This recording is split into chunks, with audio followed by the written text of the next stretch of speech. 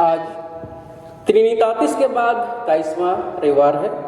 आज की रविवारी गिरजाराधना में आप सबों का हार्दिक स्वागत है। आज की आराधना परमेश्वर के पवित्र वचन के आह्वान के साथ हम लोग आरंभ करेंगे। आज का आह्वान वचन है भजन संहिता 150 पद संख्या 1 और 2 में प्रभु हम सबों को आह्वान किया है, यह की स्तुति करो, परमेश्वर के पवित्र स्थान में उसकी स्तुति करो, उसकी सामर्थ से भरे हुए आकाश मंडल में उसी की स्तुति करो, उसके पराक्रम के कामों के कारण उसकी स्तुति करो, उसकी अत्यंत बड़ाई के कारण उसकी स्तुति करो। यहाँ तक आमीन। हम लोग पूरी मंडली होकर आराधना का पहला गीत मिलकर गाएंगे। साक्षी वाणी गीत नंबर 8। ईश्वर के गुण सब हैं अगाह, समझ से बाहर और पुनीत।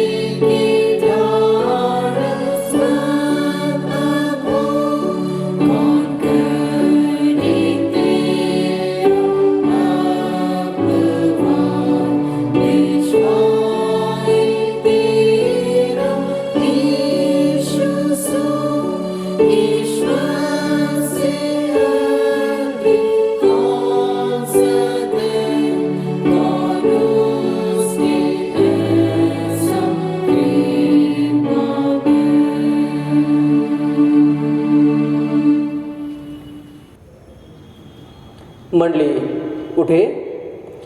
परमेश्वर पिता और पुत्र और पवित्र आत्मा के नाम से आमीन। हमारी सहायता ईश्वर के नाम से है, जिसने स्वर्ग और पृथ्वी को सिरजा।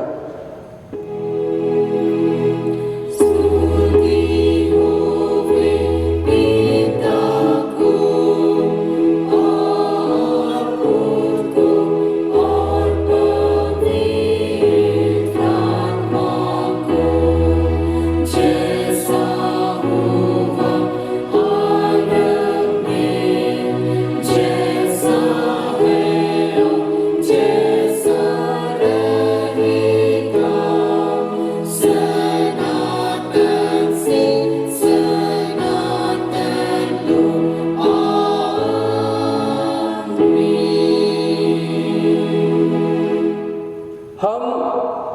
ईश्वर के सामने अपने पापों को दीनताई से मान लें।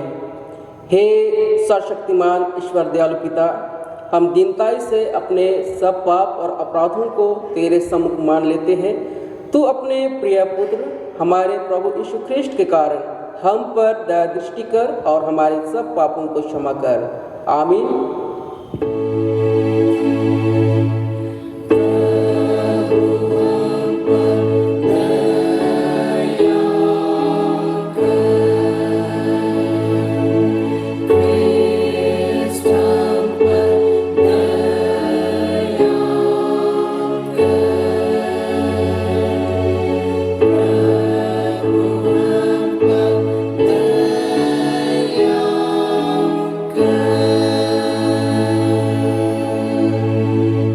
ईश्वर के पुत्र यीशु का लहू हमें सब पापों से शुद्ध करता है। यदि हम कहें कि हम में कुछ पाप नहीं तो अपने को धोखा देते हैं और सच्चाई हम में नहीं है। यदि हम अपने पापों को मान लें तो वह हमारे पापों को क्षमा करने को और हमें सब अधर्म से शुद्ध करने को विश्वास योग्य और धर्मी है। आमीन।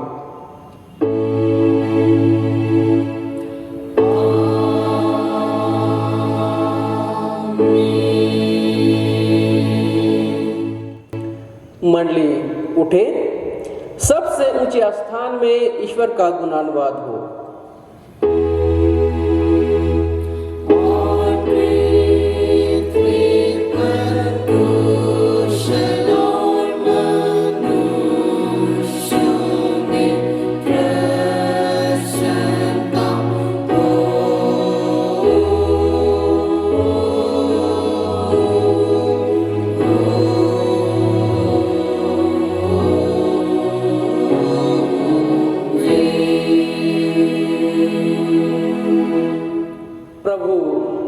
मंडली के संग हो।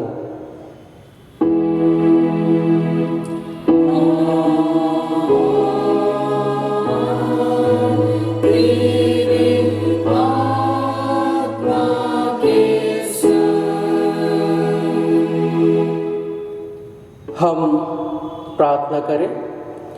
हे प्रभु परमेश्वर सर्ववासी पिता, हम तुझे स्तुति और धन्यवाद देते हैं कि तूने अपने प्रिय पुत्र हमारे प्रभु यीशु ख्रिस्ट के द्वारा हमको पाप और मृत्यु और शैतान के बंधन से छुड़ाया और अपने निज जाति और बालक ठहराया है।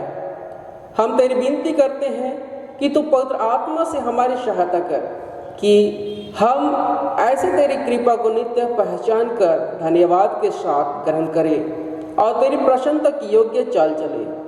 हमारे मनों को पवित्र कर कि पाप हम में प्रभुता करने ना पाए, वरन कि हम भले कार्यों के द्वारा इस संसार में ज्योति के समान हो, जिससे और लोग देखकर तेरी स्तुति करें। जीवन भर तू हमको अपने मार्ग पर चला कि हम इसके बाद स्वर्ग राज में पहुंचकर अनंत जीवन प्राप्त करें, हमारे प्रभु यीशु ख्रिस्ट के कारण। आमीन।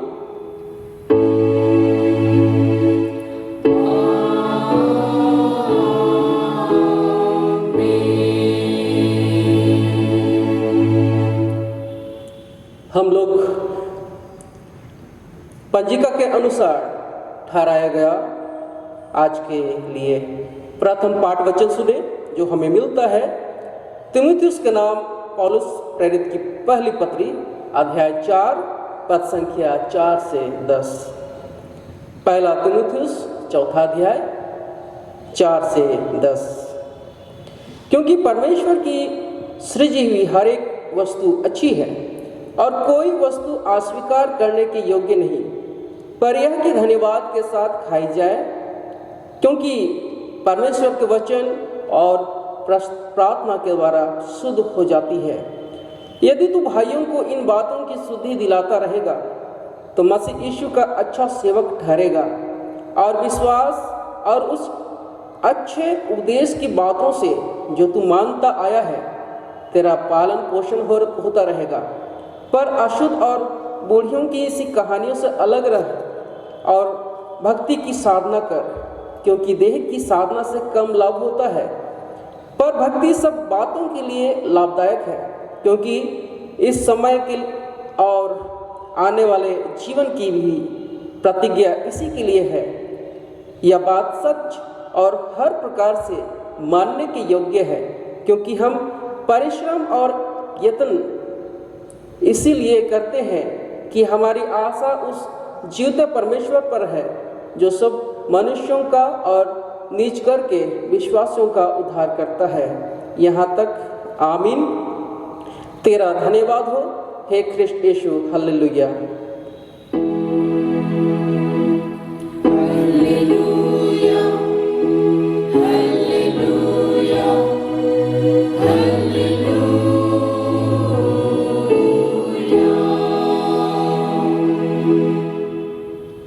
अब हम समस्त ख्रिस्तानी कलीसिया के संग अपना महापवित्र विश्वास मानने के योग्य है। मैं विश्वास करता हूँ परमेश्वर पिता पर, जो स्वर्ग और पृथ्वी का सर्वशक्तिमान सृजनहार है, और उसके इकलौते पुत्र अपने प्रभु यीशु ख्रिस्ट पर, जो पवित्र आत्मा से गर्भ में आया, कुंवारी मरियम से उत्पन्न हुआ, पांतुस पिलातुस की आज्ञा से दुख उठाया, क्रूस पर चढ़ाया गया, मर गया और गाड़ा गया, पाताल में उतरा, तीसरे दिन मृतकों में से जी उठा, स्वर्ग पर चढ़ गया और परमेश्वर सर्वशक्तिमान पिता के दाहिने हाथ बैठा है, जहाँ से वह जीवितों और मृतकों का विचार करने को फिर आएगा। मैं विश्वास करता हूँ पवित्र आत्मा पर, एक ही पवित्र ख्रिस्तानी कलीसिया, पवित्रों की संगत पर, पापों की क्षमा, देख जी उठने और अनंत जीवन पर। आमीन।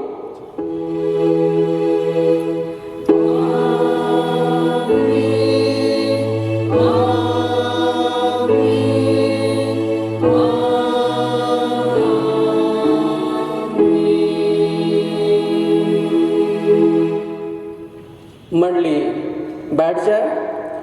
हम लोग पूरी मंडली होकर के आराधना का लगातार में दूसरी गीत गावेंगे। साक्षीवाणी गीत संख्या 136।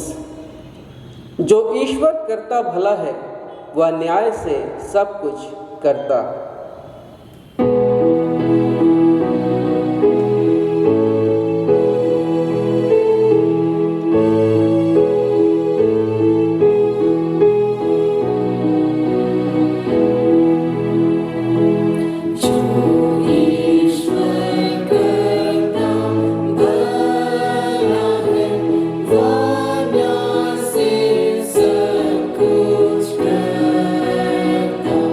और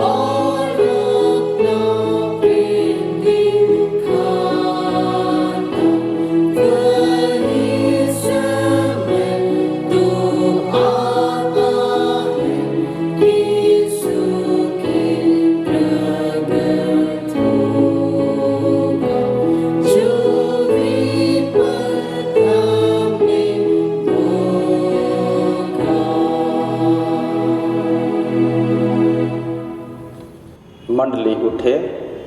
आप सबों को हमारे सृष्टिकर्ता परमेश्वर, उद्धारकर्ता यीशु मसीह और शांतिदाता पवित्र आत्मा की ओर से अनुग्रह और शांति बहुत आज से मिलती रहे। आमीन। आइए हम प्रार्थना करें। जीवित अनुग्रहकारी प्रेम पिता परमेश्वर, हम तुझे लाखों लाख धन्यवाद देते हैं आज के इस नए दिन के लिए, नए जीवन के लिए धन्यवाद देते हैं। सबों को भला चंगा और स्वस्थमय जीवन के साथ आज के इस दिन को देखने का अवसर दिया, तो इससे प्रार्थना करते हैं तो आप ही अपना पवित्र उपस्थिति हमारे बीच में दे। और विशेषकर इस समय जब हम आज के लिए जीवित वचन को सुनना, सीखना और समझना चाहते हैं, वचन की अगुवाई और आशीष को पाना चाहते हैं, तो अपने पवित्र आत्मा के द्वारा से हमारी सहायता और अगुवाई का आशीष दे कि हम आज के वचन को जान सकें, समझ सकें और उसके अनुसार अपने जीवन को मूल्यांकन कर पाएँ। वचन को सुनने में और सुनाने में तो अपनी पवित्र आत्मा की अगुवाई और सहायता दे। यही दिन निवेदन प्रार्थना यीशु मसीह के नाम से मांगते हैं, सुन और स्वर्ग के राज में दया से ग्रहण कर ले। आमीन। आज के लिए जो उपदेश वचन ठहराया गया है वह हमें मिलता है मत्ती रचित सुसमाचार, उसका अध्याय संख्या 22, पद संख्या 15 से लेके 22 तक। The Gospel according to St. Matthew, chapter 22, verses 15 up to 22। परमेश्वर का जीवित वचन इस प्रकार लिखा हुआ है। शीर्षक है कैसर को कर देना। तब फरीसियों ने जाकर आपस में विचार किया कि उसको किस प्रकार बातों में फंसाएं। अतः उन्होंने अपने चेलों को हेरोदियों के साथ उसके पास यह कहने को भेजा, हे गुरु, हम जानते हैं कि तू सच्चा है और परमेश्वर का मार्ग सच्चाई से सिखाता है और किसी की परवाह नहीं करता, क्योंकि तू मनुष्यों का मुंह देखकर बातें नहीं करता। इसलिए हमें बता, तू क्या सोचता है, कैसर को कर देना उचित है कि नहीं? यीशु ने उनकी दुष्टता जानकर कहा, हे कपटियों, मुझे क्यों परखते हो? कर का सिक्का मुझे दिखाओ। तब वे उसके पास एक दिनार ले आए। उसने उनसे पूछा, यह छाप और नाम किसका है? उन्होंने उससे कहा, कैसर का। तब उसने उनसे कहा, जो कैसर का है वह कैसर को, और जो परमेश्वर का है वह परमेश्वर को दो। यह सुनकर उन्होंने अचंभा किया और उसे छोड़कर चले गए। आमीन। मंडली बैठ जाए। प्रभु यीशु ख्रीस्त में वचन के सुनने वाले माता पिता, भाई बहन और बच्चे, चर्च वर्सेस पॉलिटिक्स या भारतीय राजनीति में मसीहियों का योगदान निश्चय ही एक रोचक विषय वस्तु है। कभी कभी तो यह भी आरोप लगाया जाता है कि मसीही लोग राजनीति में कम ही रुचि रखने वाले लोग हैं या राजनीति से अपने आप को किनारे करके रखते हैं। क्या सच में ऐसा है? मैं तो व्यक्तिगत रूप से इसे सही नहीं मानता हूँ, क्योंकि बाइबल में भी राजनीति के बारे में सकारात्मक शिक्षा पाई गई है।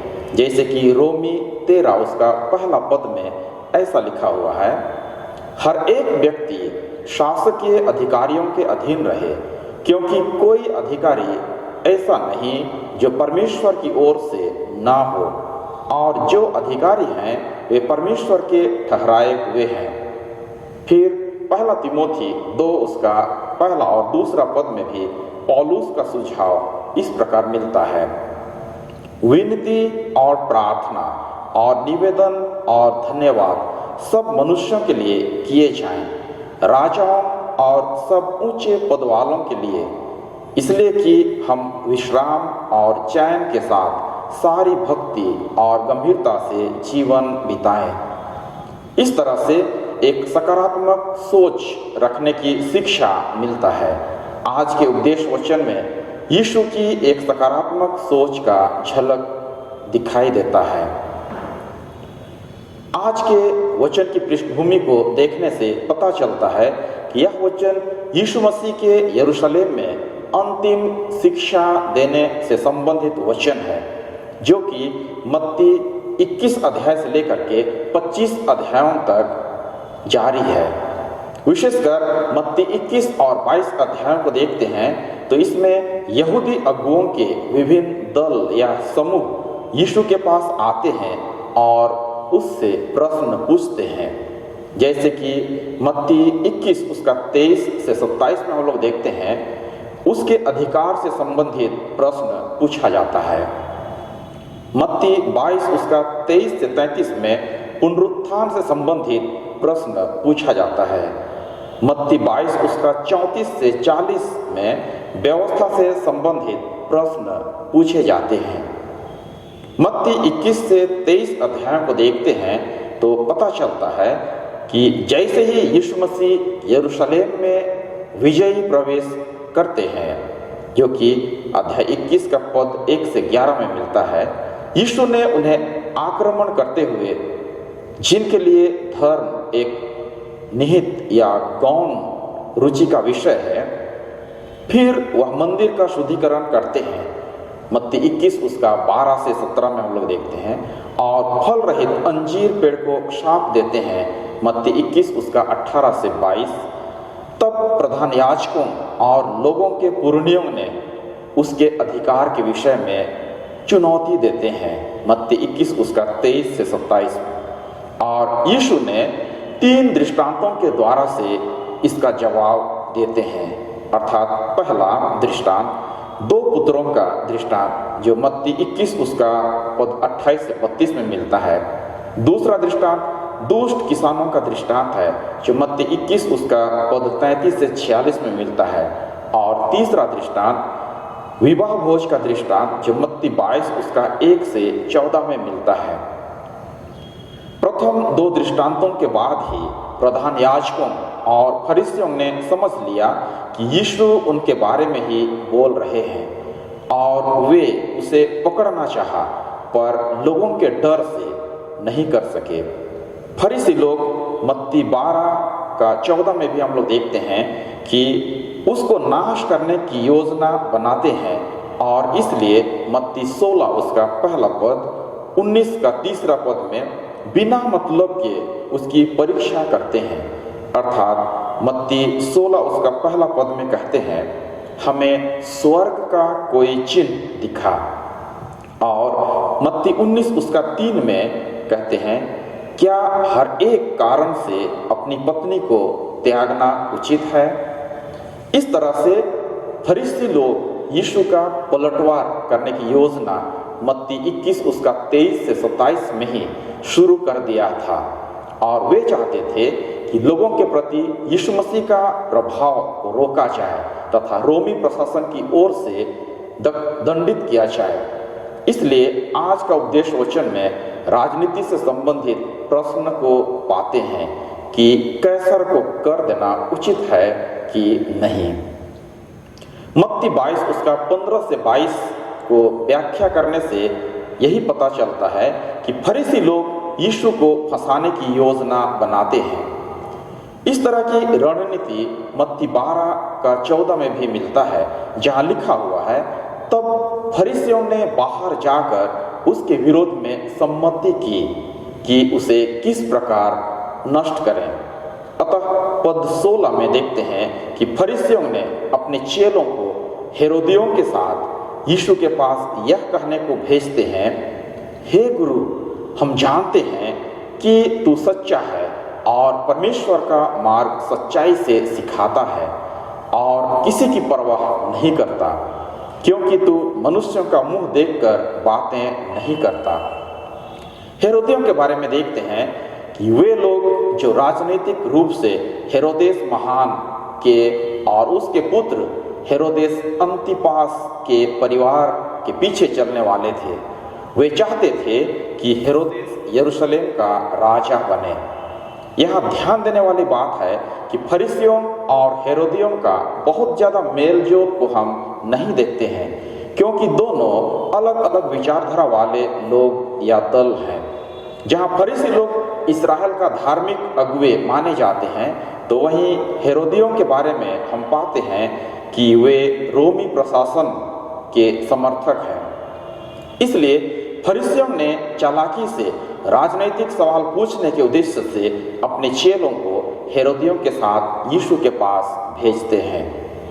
पद 17 में हम लोग पाते हैं कि उनका राजनीतिक सवाल यह है, हमें बता तू क्या सोचता है, कैसर को कर देना उचित है कि नहीं। इस सवाल यीशु के लिए आगे कुआं पीछे खाई की स्थिति उत्पन्न करता है, क्योंकि अगर यीशु सीधे रूप से कर देना उचित है कहते हैं तो यह फरीसियों और उनके लिए समस्या हो सकता है जिन्होंने राजा के निरंतर हस्तक्षेप की घृणा करते थे। दूसरी ओर अगर वह कर देना उचित नहीं है कहते हैं तो यह हेरोदियों के लिए समस्या उत्पन्न कर सकता है जो कि रोमी प्रशासन के प्रति वफादार हैं। कर या टैक्स के बारे में हम लोग देखते हैं कि यह एक तरह का फ्लैट टैक्स जिसकी शुरुआत रोमन सेंसस की शुरुआत के समय में ही लगभग ईस्वी सन 6 में शुरू किया गया था। पद 18 में हम लोग देखते हैं, यीशु ने उनकी दुष्टता को जानकर कहा, हे कपटियों, मुझे क्यों परखते हो। यहाँ कपटियों कहने से रोमी 6 उसका 1 से 17, 23 उसका 13 से 32 में भी यीशु ने कपटी या कपटियों का शब्द इस्तेमाल किया है। कपटी या हिपोक्रेट कहने से वे लोग हैं जो जानबूझकर कोई ढोंग रचते हैं या सच्चाई को जान करके भी अनजान होने का नाटक करते हैं। पद 19 में हम पाते हैं कि यीशु ने उनकी चापलूसी के कारण मूर्ख नहीं बनते हैं, बल्कि वह उसका जवाब देते हैं, वो भी रहस्यमय तरीके से, अर्थात कर का सिक्का मांगते हैं। पद 20 में देखते हैं कि जब वे उसे उस राज्य का या राजा का सिक्का देते हैं तो यीशु मसीह और भी चालाकी से पूछते हैं कि यह छाप और नाम किसका है। उन्होंने उससे कहा, कैसर का।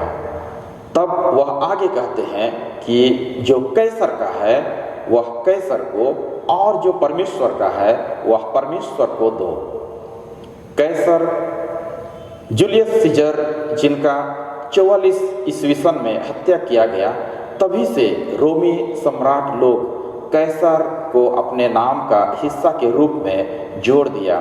जैसे कि कैसर अगुस्तुस लुका 2 उसका 1 में पाते हैं, तिबेरियस कैसर लुका 3 उसका 1 में पाते हैं इत्यादि।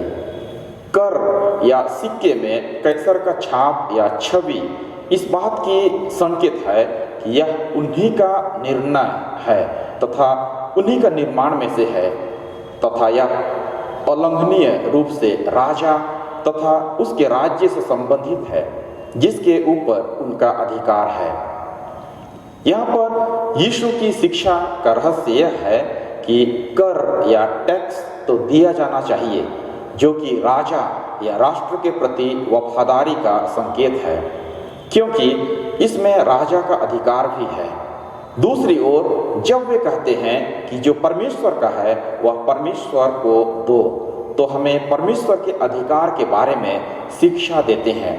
भजन संहिता 24 उसका पहला पद में लिखा हुआ है, पृथ्वी और जो कुछ उसमें है यहोवा ही का है, जगत और उसमें निवास करने वाले भी।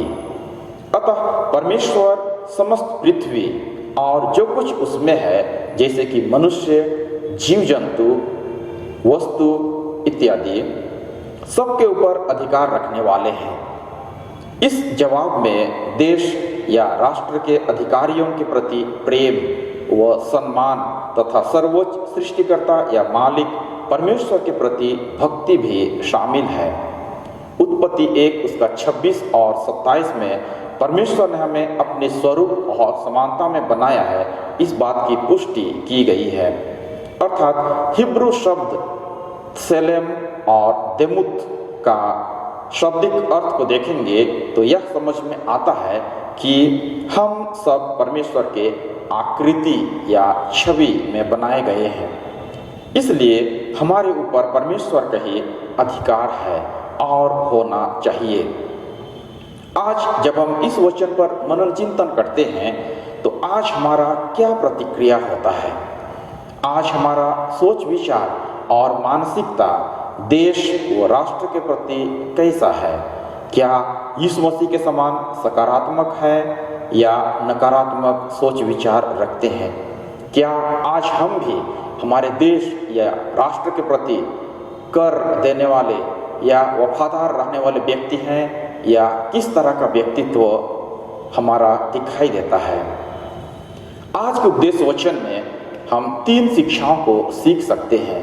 पहला, रोमी 13 उसका पद 6 और 7 के अनुसार अपना कर्तव्य निभाने की आवश्यकता है, अर्थात कर या टैक्स देने की आवश्यकता है। जैसे लिखा हुआ है, इसलिए भी कर दो क्योंकि शासन करने वाले परमेश्वर के सेवक हैं और सदा इसी काम में लगे रहते हैं। इसलिए हर एक का हक चुकाया करो, जिसे कर चाहिए उसे कर दो।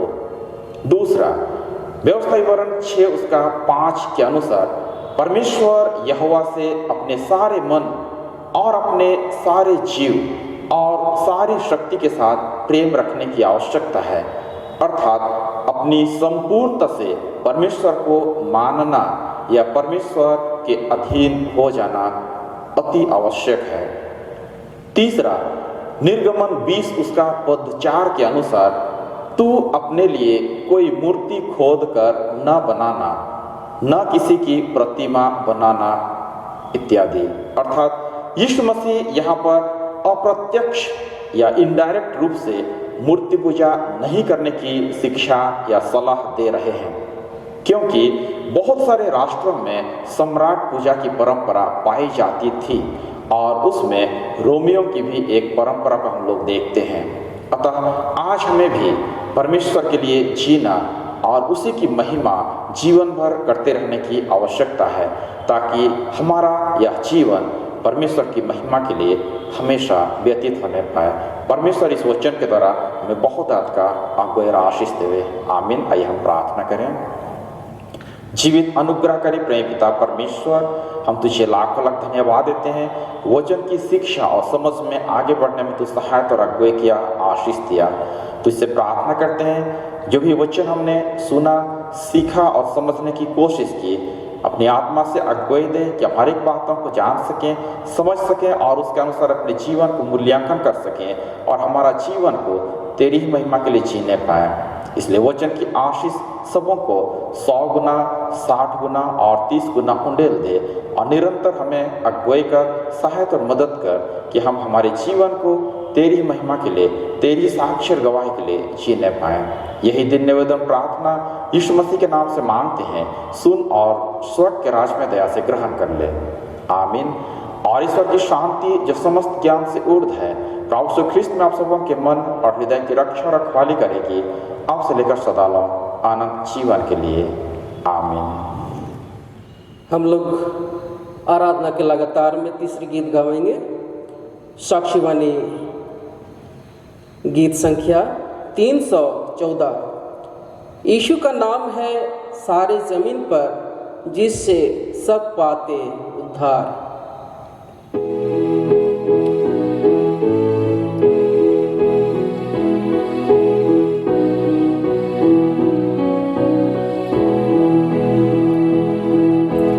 Yीशु का नाम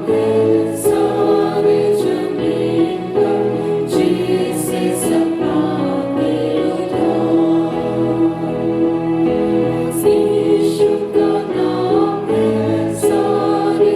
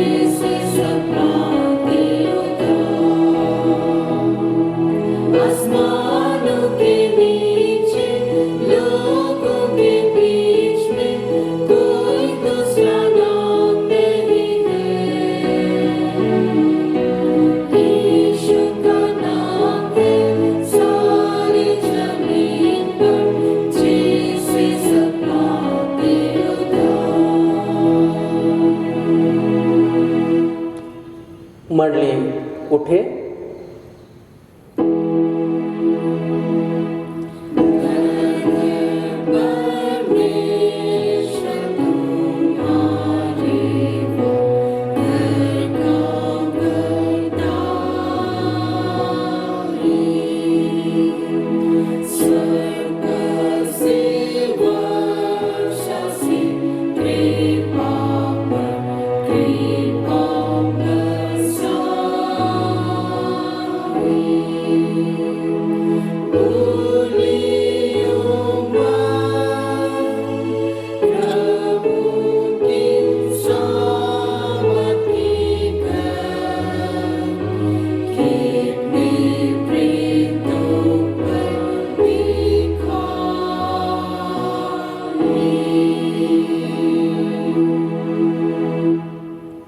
आइए हम अंतिम प्रार्थना करेंगे।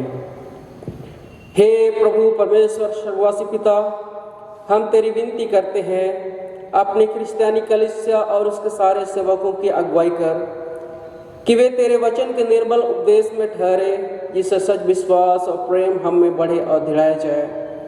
हे प्रभु, भारत रिपब्लिक के हमारे प्रेसिडेंट, इस झारखंड प्रांत के गवर्नर, राज्य के सभाओं और मंत्रिमंडलों, सब न्यायियों और हाकिमों और सब राज कर्मचारियों को आशीष दे और उनकी अगुवाई कर कि वे न्याय और धर्म से देश की सेवा करें और हम कुशल चैन से सारी भक्ति और गंभीरता से काल बिताएं।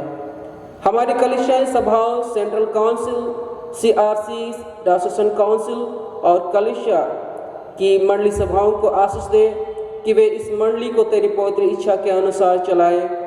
जगत की लुथेरान कलीसिया और देश विदेश के हमारे सभी ख्रिस्त विश्वासी मित्रों को आशीष दे कि हम क्रिस्तीय प्रेम और सहयोग में आगे बढ़े और जगत में तेरी साक्षी के लिए अधिक शामत पाएं। हमारी कलीसिया के सब काम पर आशीष दे, लड़के लड़कियों की शिक्षा पर आशीष दे कि वे तेरे भय, प्रेम और भरोसा में बढ़ते जाएं। कलीसिया के विद्यालयों, शिक्षण प्रशिक्षण महाविद्यालयों और अन्य संस्थाओं को संभाल और उनकी बढ़ती दे और उनके द्वारा कलीसिया के लिए आत्मिक और लौकिक आशीष दे।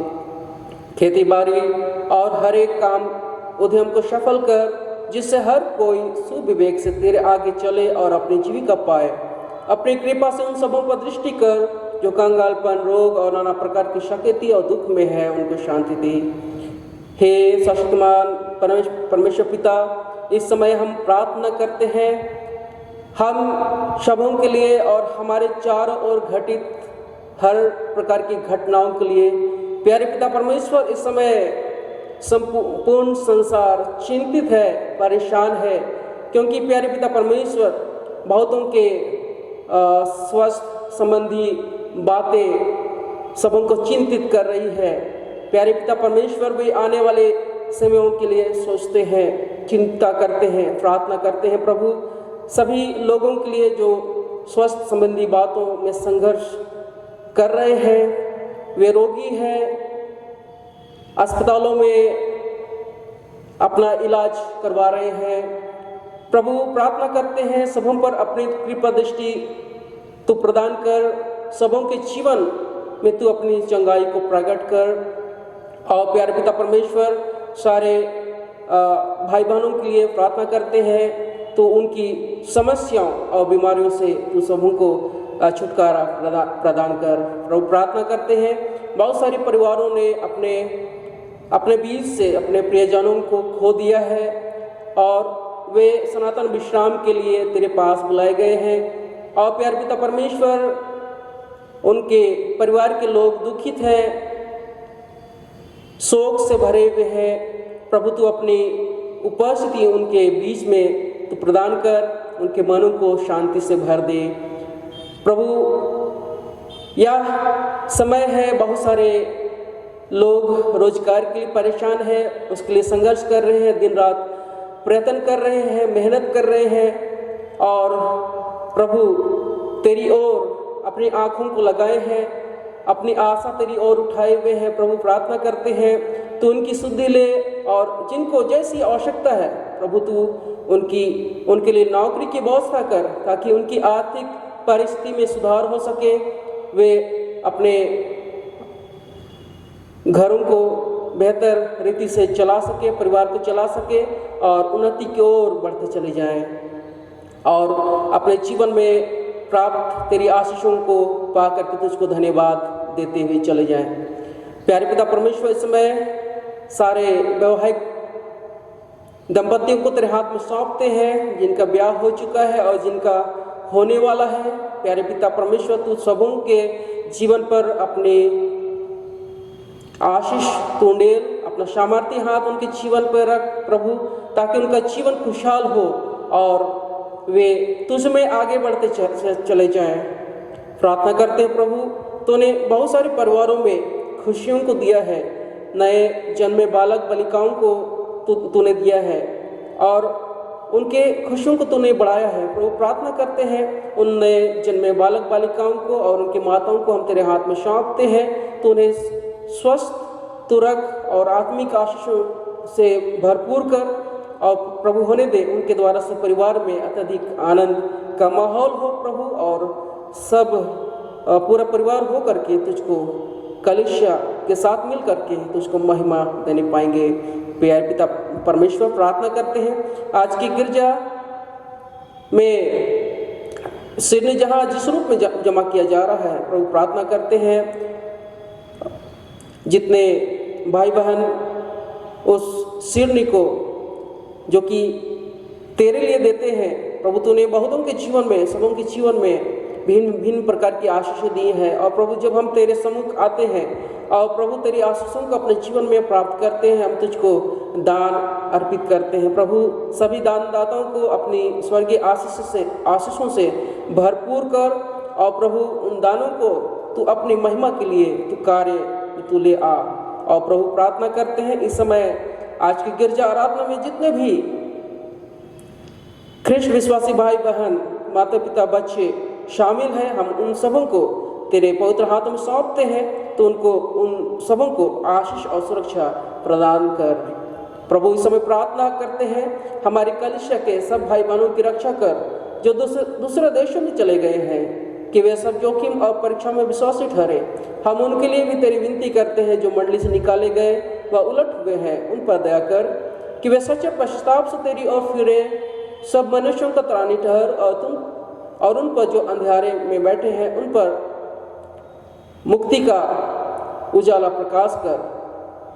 हमको आपस्ता पर मृत्यु से बचा और अंत में अपने प्रिय पुत्र हमारे प्रभु यीशु ख्रीष्ट के द्वारा स्वर्ग राज में ग्रहण कर। आमीन। हे हमारे पिता, तू जो स्वर्ग में है, तेरा नाम पवित्र किया जाए, तेरा राज आए, तेरी इच्छा जैसे स्वर्ग में वैसे पृथ्वी पर भी हो। हमारे प्रतिदिन की रोटी आज हमको दे और हमारे अपराधों को क्षमा कर जैसे हम भी अपने अपराधों को क्षमा करते हैं, और हमको परीक्षा में मत डाल परंतु बुराई से छुड़ा, क्योंकि राज और पराक्रम और महात्म सदा तेरी ही है। आमीन।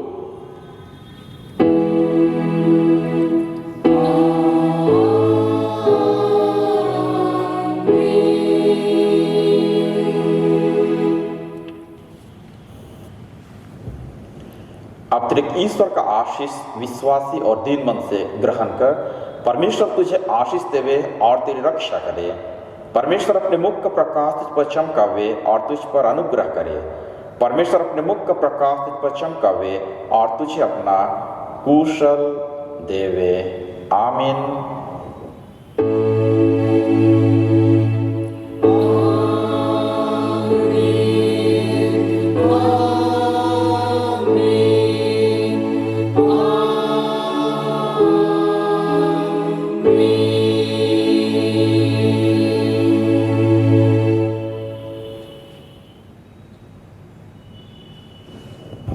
यीशु सहाय।